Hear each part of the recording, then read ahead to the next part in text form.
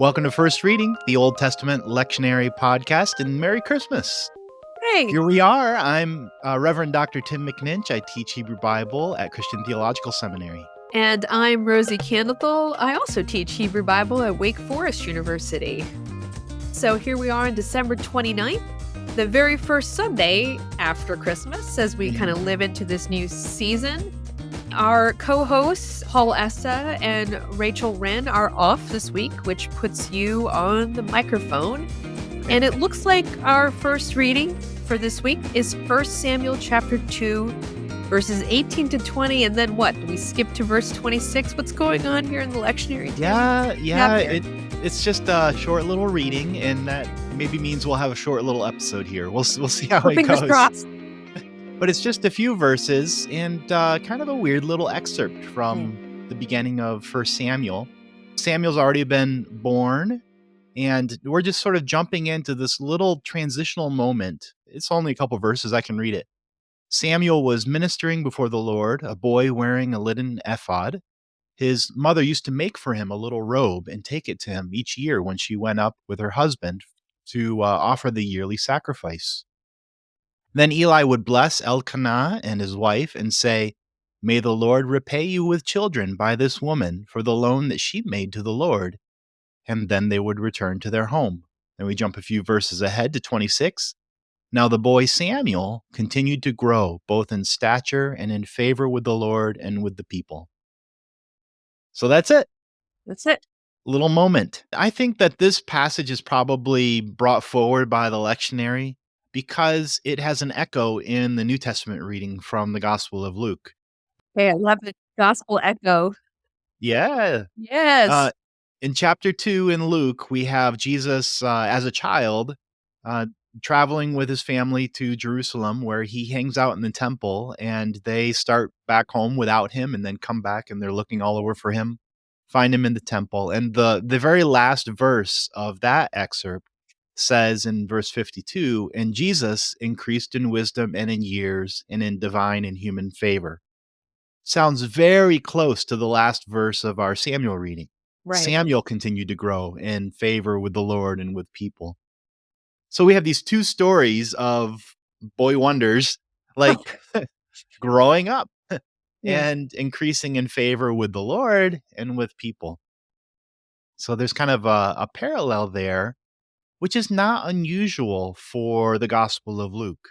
The first few chapters of Luke have a handful of echoes of these first couple chapters of 1 Samuel.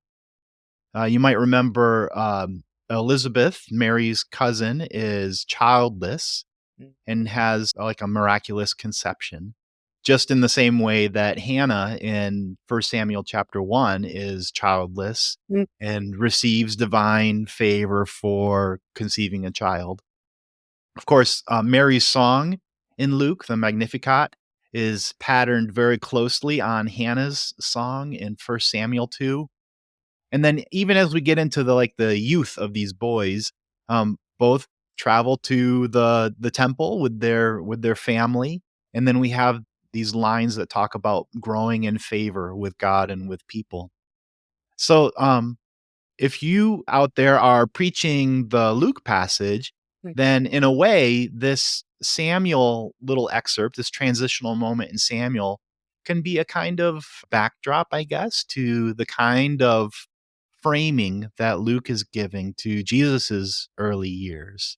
Right. So even as I think about why Luke might be drawing upon language from the Hebrew Bible, what might preachers also maybe be able to highlight for their congregations as they listen to the gospel passage and maybe think about why the gospel writers are reaching back as far as Hannah and Samuel to create a parallel between these two, as you say, boy wonders, right? Yeah. What's Luke want to do? What can preachers maybe make of that as we think about what the gospel writers are trying to do in their presentations of Jesus? Yeah, I think that's a good question, Rosie, because sometimes when we perceive some of these parallels, we instinctually jump to just, isn't this cool? There's a parallel. Or like, oh, Jesus was predicted in the way that the Old Testament portrayed this character and now it's fulfilled in Jesus. And then you just move on with your life. Mm, But I think you're helping us to ask the important question: if the author of Luke is framing Jesus's youth in this way, why? yeah, Like what is it about Samuel's story that they found so resonant to echo in the way that they told Jesus's story?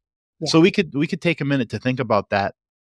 Um one if I could just throw in a quick preaching pitfall, um one of the things that sometimes I find myself wanting to do is to say, "Isn't this cool?" The author of Luke quoted that line from First Samuel in their mm, presentation of Jesus.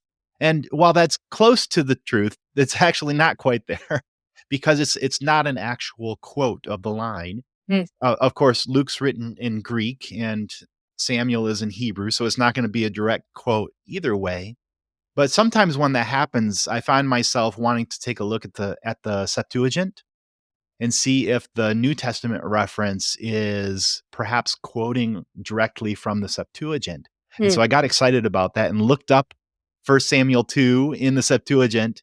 And turns out the Greek of the Septuagint and the Greek of Luke on this line couldn't be more different. So Oh, disappointing. so that was a dead end. Oh, Luke is not mm, quoting his version of First Samuel, but in alignment with these other references to Hannah's story and to Samuel's youth, I think there definitely is a kind of literary like allusion going on here, even if it's more paraphrased than quoted.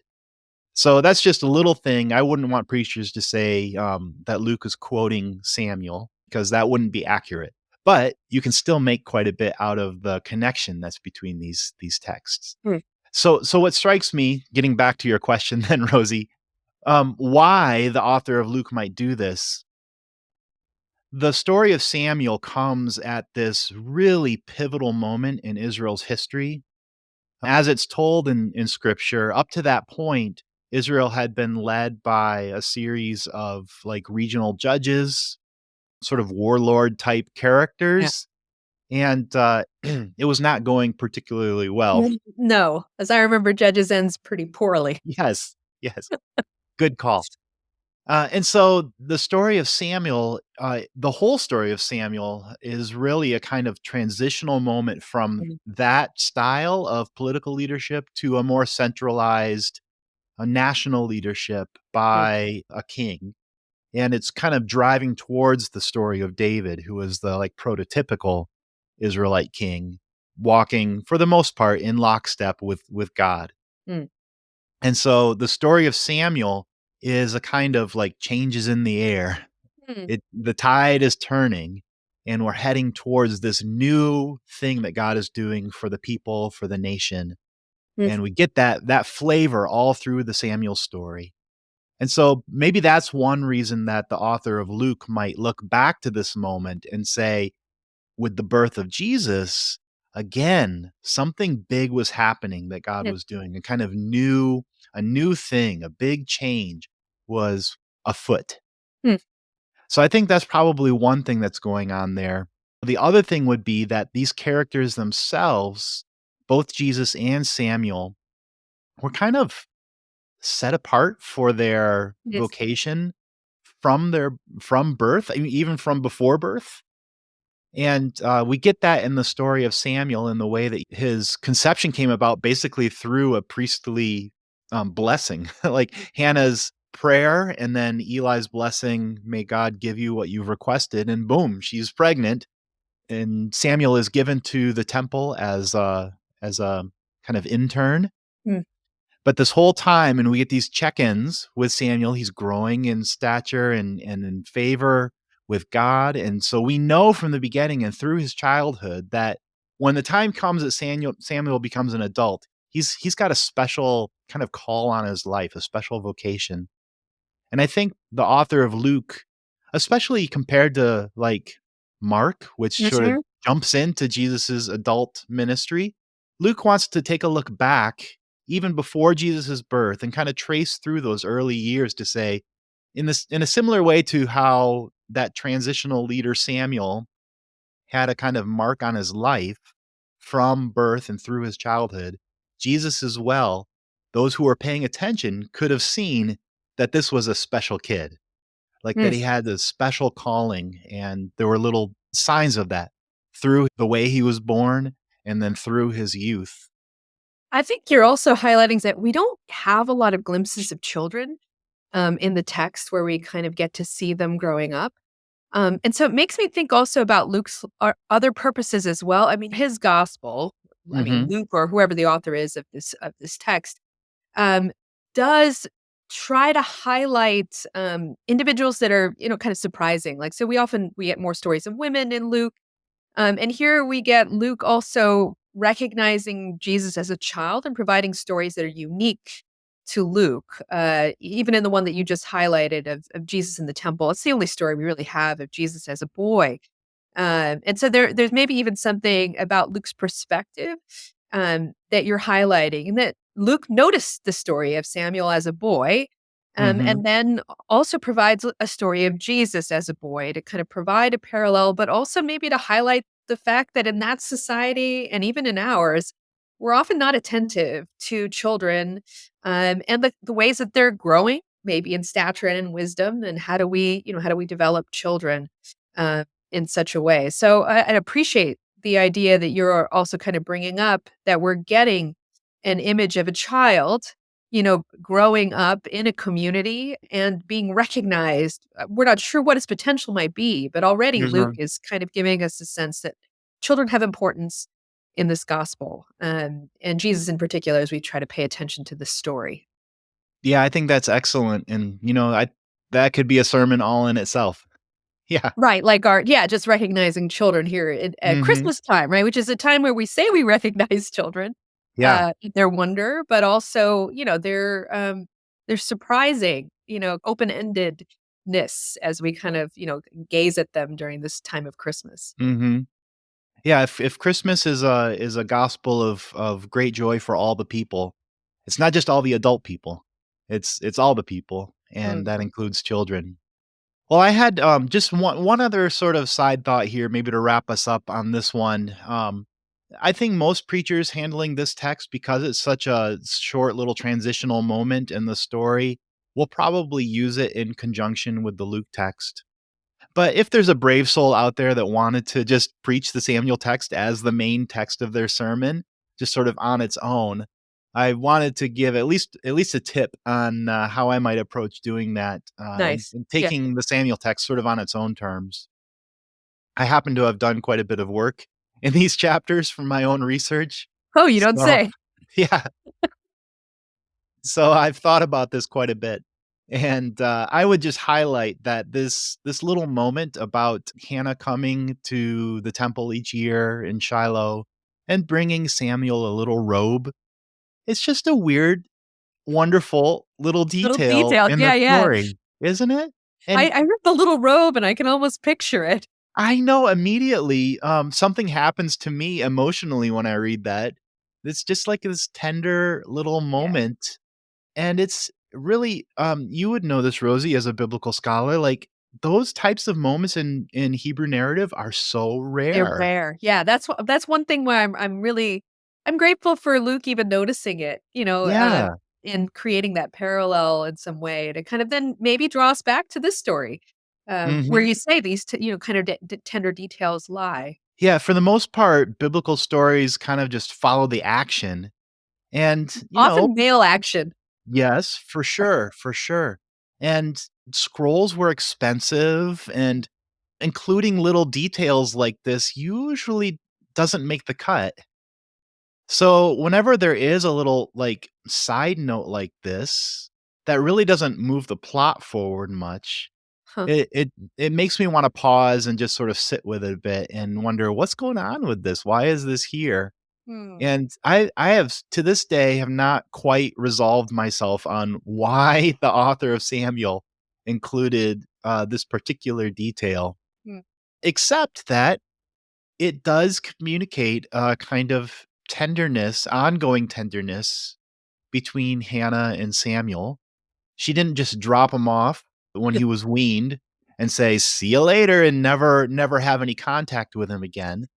even though they were separated, she would still visit him and bring a gift, a garment, a little robe, which is a kind of sweet note. And in literary context, in this section in Samuel, the author is drawing this huge contrast between Samuel and the sons of Eli, who are also serving as priests at the temple in Shiloh. Eli's sons are just total.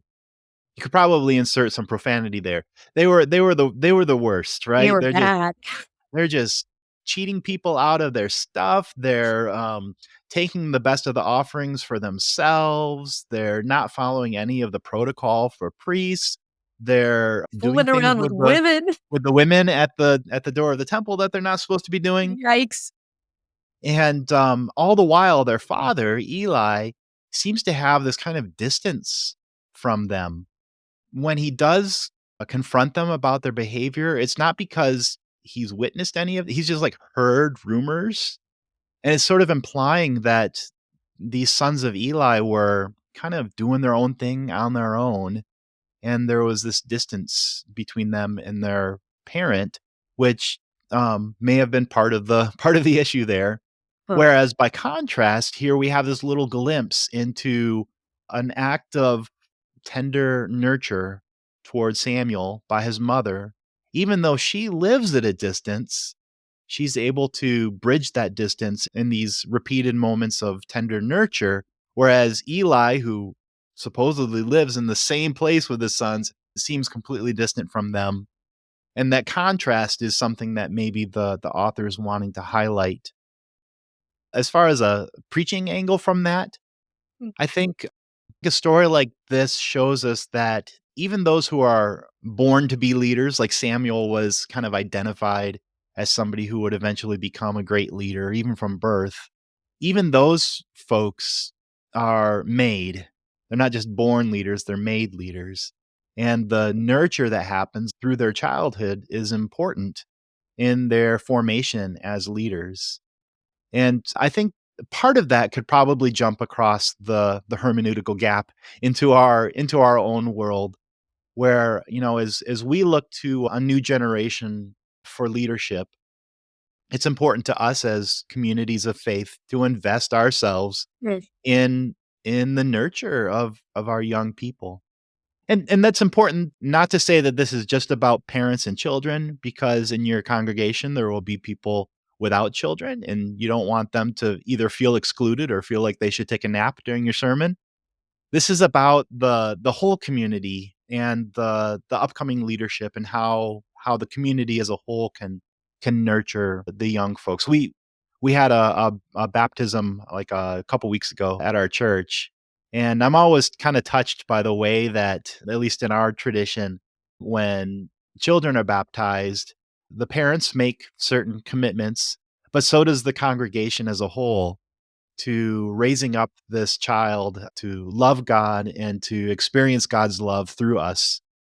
And the pastor takes the baby and walks them around through the congregation. Like this is a member of our family now, and it's our responsibility as a whole to care for them. And I think what you're also helping me to kind of reframe too is Luke's focus on Mary is unique among the gospel writers. And maybe he's beyond seeing just Samuel. He's also seeing the relationship between Hannah and Samuel, the way that you've highlighted it. Mhm. And Luke also highlights Mary's That's right. connection to Mhm. Jesus in a way that then kind of maybe helps me see that gospel, but also the moment of baptism. Some of my students chose the story of the baptism when they were looking at their synaptics for their exam question that I'm grading right now. Uh-huh. And many of them noticed that Luke presents Jesus in community. So he's in line with others at the baptism, and only Luke provides that detail. Ah, interesting. So I think you're kind of seeing as you're presenting, the readings for this week, kind of the larger image that Luke is drawing from the idea of both community, and whether you have children or not, we all recognize that who we are today is because of the nurture and shape of others, right? So, Yeah, for sure. that's a valuable point to underscore in the season where so much family is kind of highlighted, but Christmas, New Year's, all these kinds of community events. But it's an important moment to just maybe take stock of the parental figures we've seen, the ones who have provided us with little robes, the clothing that we, have had, the stories that we've been able to share, and those are just they're valuable things to recall at this time of year. I think that invite that kind of reflection and celebration. Love it. That's about all I've got for us. You want to take us out, Rosie? Would love to. And thanks for helping us with this passage, Tim. Sure. Friends, we hope you found something helpful in our discussion today. And remember that you can find an episode on nearly every passage in the lectionary by using the search box on our website at firstreadingpodcast.com. And while you're there, perhaps take a look at our merch if you haven't found that Christmas present for the season. Or make a donation to help keep our podcast going. And a big thank you to those who have already donated. We're grateful for your support. Subscribe wherever you get your podcasts. And if you found us helpful, let others know. Until next time, I'm Rosie Candlethal. And I'm Tim McNinch. Merry Christmas, everyone.